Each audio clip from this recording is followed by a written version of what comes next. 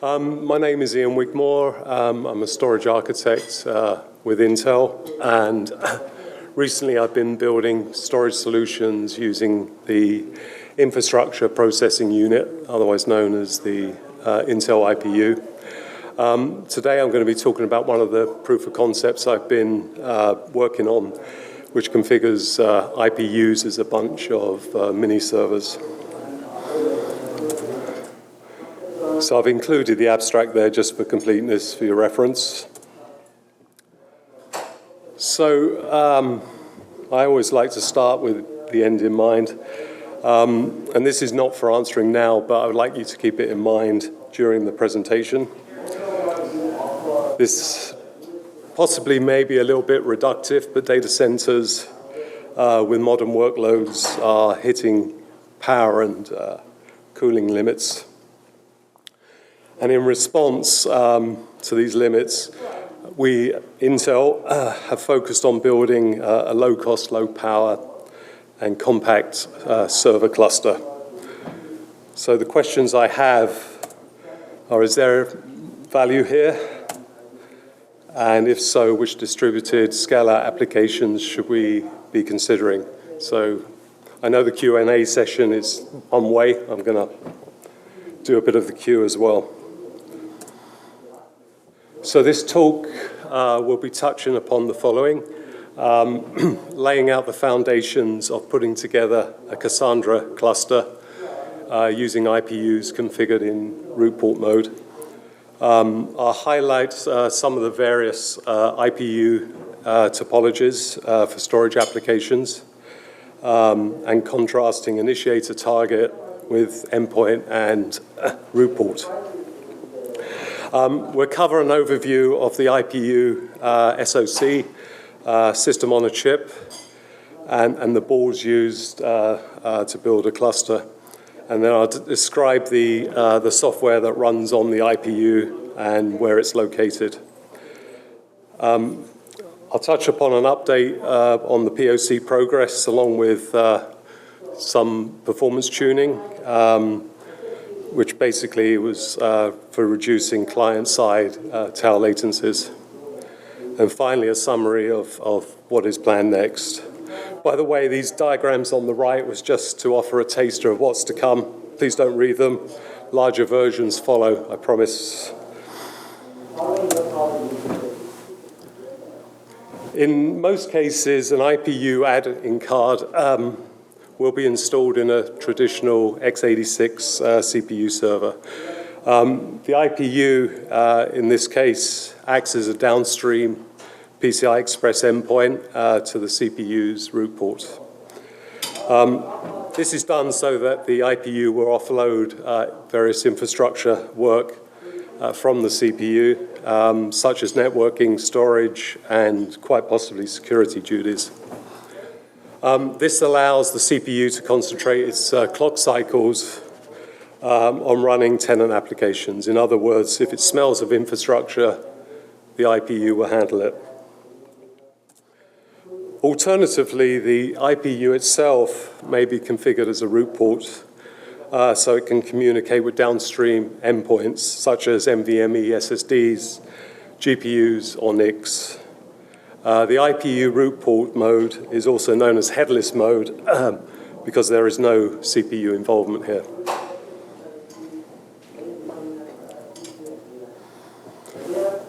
The IPU, with its high-speed networking capability, a Linux operating system running on its ARM cores, and connectivity to NVMe SSDs via the IPU's root ports, has all the necessary ingredients to masquerade as a highly capable, low-cost, low-power, and compact Linux mini server. And like traditional CPU servers, multiple IPU mini servers may be interconnected to form a multi-node cluster, allowing scale-out applications to run. So one of these scale-out applications is Apache Cassandra, a distributed NoSQL database which is able to scale linearly to thousands of nodes. The scaling capability makes any per server reduction in cost, power, and footprint have a significant magnifying effect on data center sustainability. The POC features 12 Cassandra instances running on 6 IPU hardware nodes.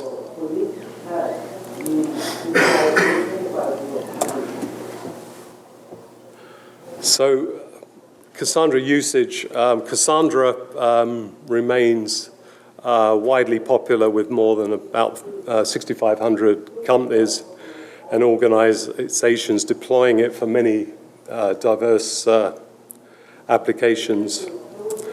Notable Cassandra users are Netflix, Apple, and Uber, with 40% of the Fortune 100 using it.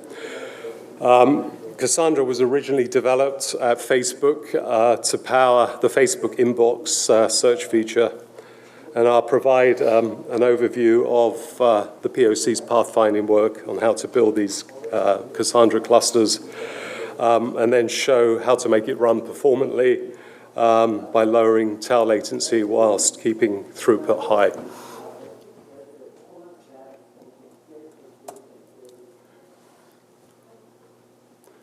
So this diagram categorizes the various storage topologies the IPU can be configured for. The left 2 IPUs are both PCI Express endpoints and initiators. Number 1 shows remote storage disaggregation, and number 2 shows local storage disaggregation. A bit of an oxymoron, that one, but it seems to make sense in the industry. IPU number 3 in the middle is making an endpoint, is again an endpoint, but runs as both initiator and a target in hybrid mode to access remote and locally attached storage respectively. The 2 rightmost IPUs, number 4 and number 5, are both PCI Express root ports or headless, and they are also targets. IPU number 4 has an intervening PCI Express switch to allow more SSDs to be connected to the IPU. Number 5, highlighted in red, has 4 SSDs directly connected to the IPU's root ports. This is the configuration that's used for the Cassandra hardware node. Feel free if you want to ask questions all the way through, it's fine. So this is the E2100 IPU from Intel. It's a highly multifaceted device, but I'm only going to talk about the features specific to the Cassandra POC, which currently doesn't include any of the hardware acceleration features shown in the diagram. So this is sort of a project that's evolving, and we'll be feeding more and more things that can use the packet processor. So, for example, Cassandra uses TCP. Eventually we'll look at applications that will run RDMA. At the edge of the IPU, SoC comprises a 16-lane PCI Express Gen 4 interface, which can be bifurcated in many ways, and a high-speed 200 gig Ethernet connection, which again can be split into 1x200, 2x100, and 4x25 gig. On the compute side, the SoC has 16 Neoverse M1 ARM cores, clocked at 2.5 gigahertz, with up to 64 gigabytes of LPDDR4 system memory, and it supports a large SLC, system-level cache, of 32 megabytes. And it supports an internal memory bandwidth of 100 gigabytes per second. The ACC, or the ARM compute complex, is allocated with 37 gigabytes of system memory. And the ACC is really the main compute complex in the chip, and where networking, storage, and control applications will run.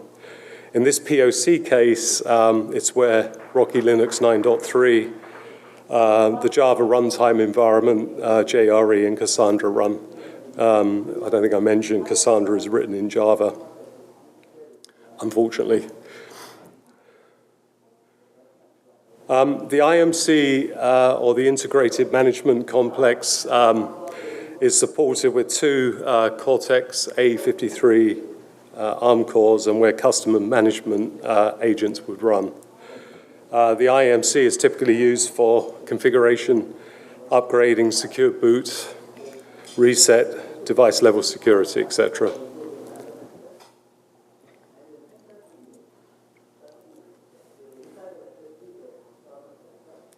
So a few key points on this slide are the IMC and the ACC have their own operating system image, which can be the same distro.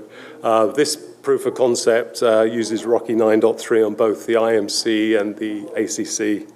The IMC supports only Rocky 9.3, but the ACC can also support RHEL 9.3 and 9.4.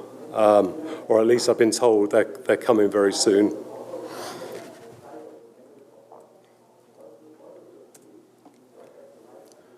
So hardware. So the rightmost photo shows the IPU network reference board, or NRB, on top connected to a 4x4 root port adapter. In other words, it supports 4 PCI Express connectors with 4 Gen 4 PCI Express lanes. Both these boards are Intel boards. Power is applied to this adapter, and the 4 NVMe TLC SSDs connect into the adapter's 4x4 slots. We use like a PCIe U.2 carrier to plug this in. I'll show you a picture of that in a second. The clock and presence signaling for a single root port is via the by 16 PCI Express chem slot that you can see on the left of that diagram on the right. And the remaining 3 root port signaling is for that small connector shown on the right-hand side. And there's also 2 non-volatile memory devices on the NRB, a 256 megabyte SPI flash and a 512 gigabyte M.2 SSD. The previous slide showed how each device is populated with software. So getting to the money slides. This slide shows a cluster of 6 IPU hardware nodes supporting 12 Cassandra instances, networked together via a 100 gig Arista top-of-rack switch, and also to an Ice Lake x86 client. The text on the hardware nodes is a bit difficult to see, so I magnified a version of the node at the top right. The x86 client runs Fedora Linux and is installed with OpenJDK and TLP Stress, which is a workload-centric stress tool for Apache Cassandra. TLP stands for the last pickle, apparently, and there's quite a funny story that goes with it, but I won't relay it in this. So TLP Stress is used to run a key-value workload with a 50-50 read-write mix and a random partition workload and an 80-20 random read-write mix. The x86 client has an Intel E810, a 2x100 gig NIC connected into the Arista switch, which also provides connectivity to the IPU hardware nodes. The x86 client and the IPU hardware nodes are all on the same subnet, so everything can talk to each other. And to conserve Arista switch ports, each IPU supports 2 virtual ports with 2 IP addresses per physical 100 gig port. Each IPU IP address corresponds to a separate Cassandra instance, which in turn supports 8 terabytes of SSD capacity. And the 8 terabyte capacity is derived from 2 4 terabyte NVMe SSDs, which are RAID 0 together using 64 kbyte stripes. So the Cassandra cluster lives, it's a real thing. This is a photo of a 6-node cluster that we built in Hudson's Massachusetts lab. And we just recently built a second cluster in the Santa Clara lab.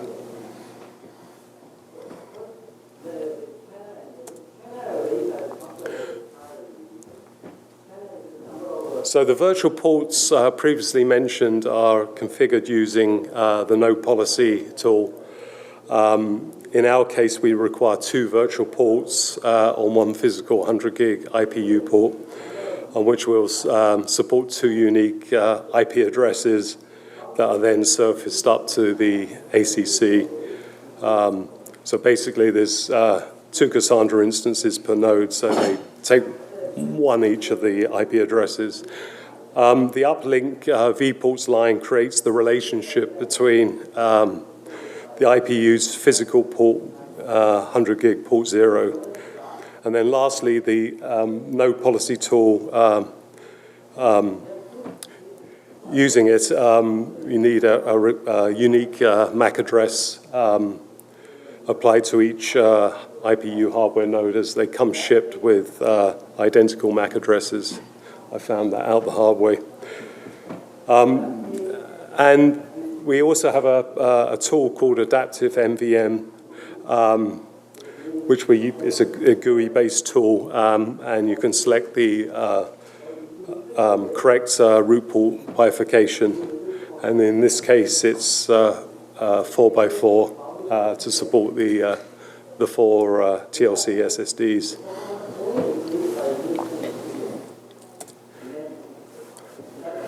So a mount point is created for a Cassandra instance so that the Cassandra YAML file, which is a key configuration file for Cassandra, may be initialized.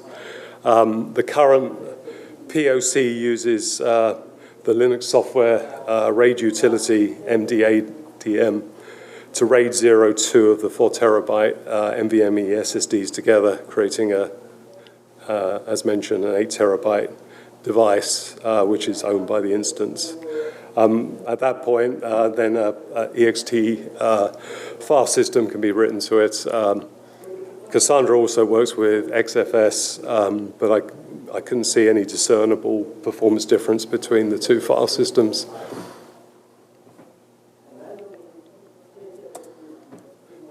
The IPU mini server's ACC requires external network access so that Linux-based applications and utilities may be installed and updated as you would expect from a traditional x86 server.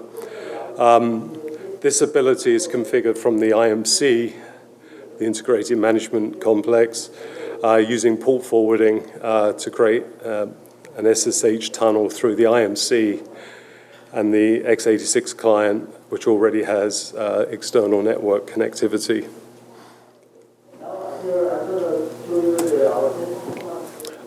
Network Time Protocol, or MTP, along with a crony daemon, is used to time synchronize the Cassandra IPU hardware nodes together with the x86 client, which has a current time of date set. This is necessary for the Cassandra clusters to function correctly and for time synchronization of debug logs, etc., for both Cassandra instances and on the x86 client, which makes debugging much easier.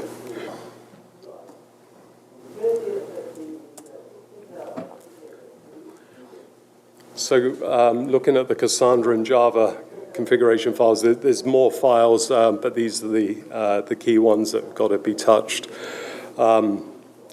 Cassandra.yaml makes use of the two instance mount points that we created earlier. The JVM server options sets the heap memory size of 8 gigabytes per instance, bearing in mind that we've got a total of 37 gigabytes for the ACC. The same value is used for the XMX and the XMS parameters to avoid stop-the-world garbage collection pauses during a resize event. It allows the entire heap to be in memory on startup to prevent any of it from being swapped out.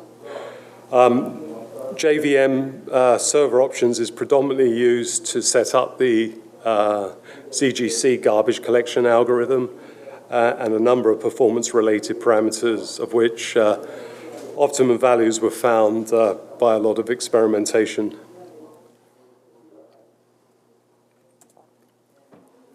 So the Cassandra cluster can be configured, initialized, and started. It is started by assigning Cassandra instance to the ACC's ARM cores 0 to 7 and Cassandra instance 2 to cores 8 to 15. And once started, the instances go from the up joining state, or the UJ state, to the up normal state, or UN, as shown on the slide. Couple of things to note here. Firstly, Cassandra does a really good job of balancing data evenly over the 12 instances after being exposed to a database workload for some time by the x86 client, so no hotspots. And then secondly, data ownership percentage of all the instances added together comes to 300%.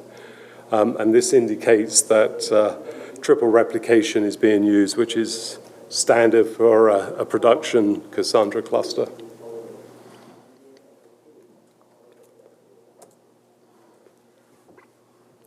So during active loading on the IPU Cassandra cluster, we measured power values from each of the internal IPU voltage rails.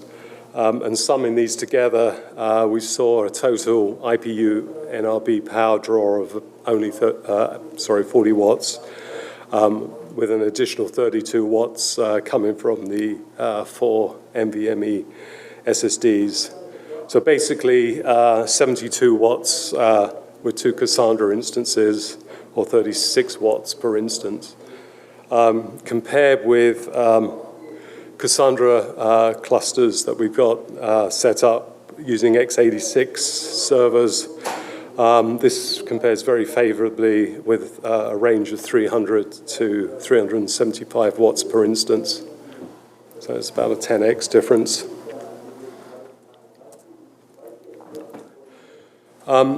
Because of the overhead of Java, the IPU-based Cassandra nodes are currently compute and memory bound, but other non-Java applications will likely shift the performance bottleneck elsewhere.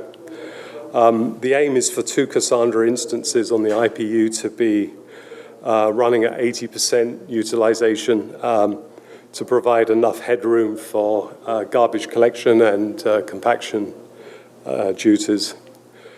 We managed to increase the ACC memory from default 29 gig to 37 gig by culling memory from the IPU's packet processor, which was not required for this particular POC for Cassandra. And by far the best latency throughput performance we've seen so far with Cassandra 5.0 beta. At the time I did this, that was all that was available. 5.0 is now available on the website. So basically, 5.0 beta, OpenJDK 17, using the ZGC garbage collection algorithm, a 16 gigabyte of heap memory, and a single TLP stress key value workload.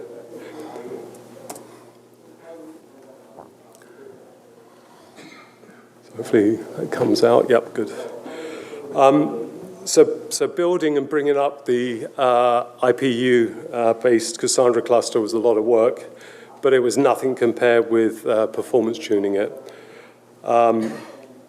As the graph shows, over a period of 2 to 3 months, we managed to drop the P99 tau latency as seen from the client side from an average of 185 milliseconds with extremely high jitter, which is the orange trace there, down to sub 20 milliseconds in blue with relatively modest jitter.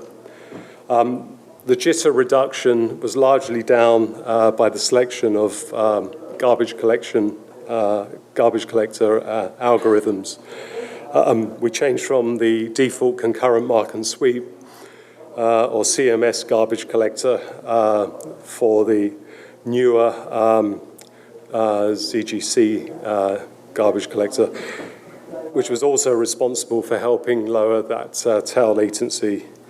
But many garbage collection algorithms were tested. It was about 7 or 8, I believe, altogether. ZGC was definitely the best fit for this project.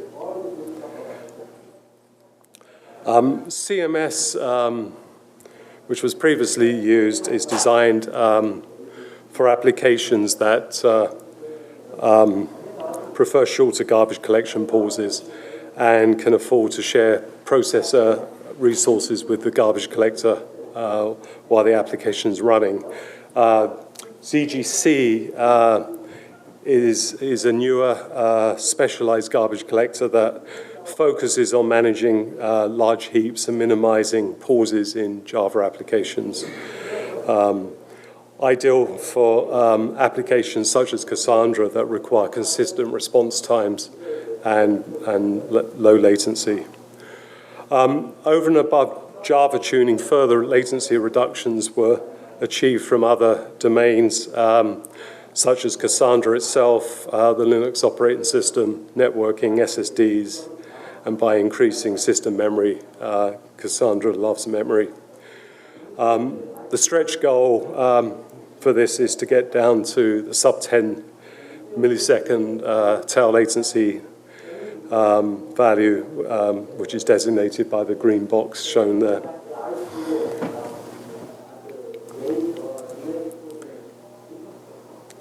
So this graph just is there to show that with the low tau latency for both read and mutations, the throughput was consistent through a 6-hour period.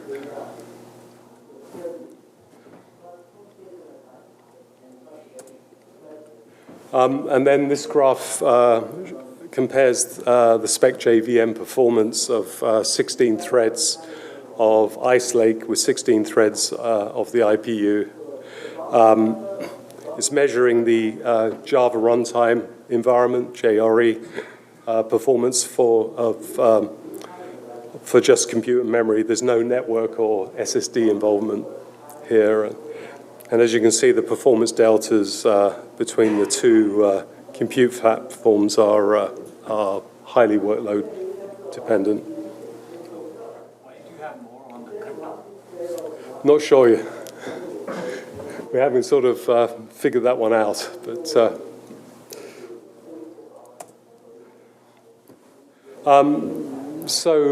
next steps. For the Cassandra cluster use case, there is clearly more work to be done for the POC to increase the overall performance of the cluster and also to increase instance density, which could be achieved by using the next generation of IPUs. Cassandra itself, with version 5.0, has more hooks for AI-based applications, including vector search, which enables users to query unstructured data, including text, audio, pictures, and videos. where Cassandra was previously limited to searching structured data such as floats, integers, and full strings. RDMA-based transports will increasingly become table stakes for Cassandra or for clusters supporting AI workloads. And then the IPU will be able to take advantage of that with Falcon reliable transport. Other non-Java applications, such as ScyllaDB, which is written in C++, which is another NoSQL database, maybe a good option for trying out with this cluster, or Ceph storage might be worth considering. But Ceph requires a lot of CPU horsepower and memory, which this generation of IPU may not be able to support. So ending with the start in mind, I'm just opening this up for a discussion. Is there value here for supporting a low-cost, low-power compact server? And if so, which distributed and Scala applications should we consider? Open to suggestions. And that's it.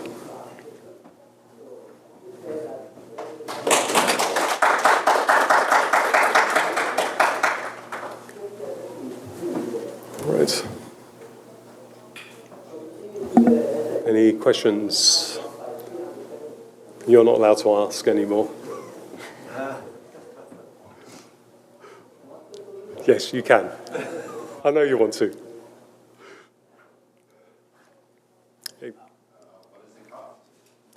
What does it cost? I knew somebody was going to ask me that question. It's a very good question. It's the only piece of information that I wasn't allowed to divulge. But Intel has boards in production. The current IPU board is called McKay Peak, and I've also ordered a couple for another project. So, yeah, talk to Intel. They'll give you pricing.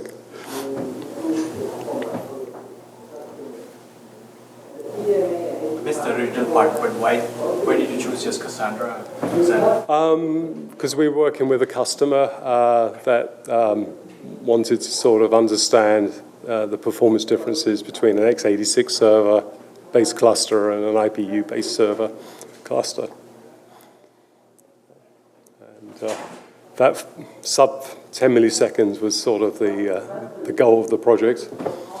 So it was good to have a real goal in front of you to get down to. Curtis. Yeah, so you said on the slide you talked about the goal of getting into that sub 10. Do you think that's achievable?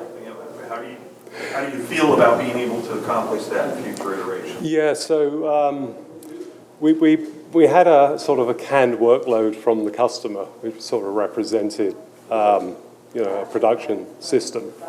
And there was a parameter on there, concurrent IOs, which was set extremely high, which was appropriate for an x86-based cluster, but it wasn't appropriate for an IPU-based cluster. The x86 was using around about 64 gigabytes per instance, and we had 37 gigabytes for 2 instances, so there was quite a bit of difference there.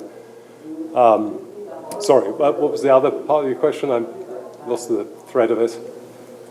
So how do you feel about the goal of getting the performance down into that? Yeah, so because of the difference in memory, in the end, we actually reduced the number of outstanding IOs from, I can't remember the number, but it was in the thousands to something like 500. And then we could get the latency in that box. So there was a kind of a trade-off between how much memory it has and latency that you could achieve with it. Okay, so with the right workload, you could get it down into that. Yes. But I really want to sort of build something with 64 gigs of memory per instance, because I think then we really got something. second generation will probably allow us to get closer to that number of gigabytes. That significantly increase your power? It possibly would, yeah, it would change that. Yeah, that's been observed. But the power, 40 watts is basically, it's all running in software. If we start using the hardware accelerators, that will probably go up to something like 75 watts. But then, if you have a RDMA-based transport, then you can take some of the pressure off the CPU and use it for other things. But, a Java-based application wasn't the most ideal thing to start with because there's a lot, as you know, a lot of overhead with Java. So I'm looking actually at ScyllaDB, which is another NoSQL database. Yeah, I think it was a question. Yep. So just follow up, so obviously you've got the latency and response time in mind, but as far as throughput differences, is there like a magnitude difference between an x86 cluster? Yeah, I don't. Sense of like disparity? There was, and I don't have the x86 numbers. I tried to pull them in for this presentation for completeness, and I just didn't get them in time. But how comparable are they? Are they like on par or like this? Like They're a little bit higher because of the the additional memory and horsepower. But it's not a magnitude of difference for sure. It's maybe double, something like that. All right, I just realized I wasn't repeating the question. Sorry about that. I can't remember them all now. All right, thank you very much.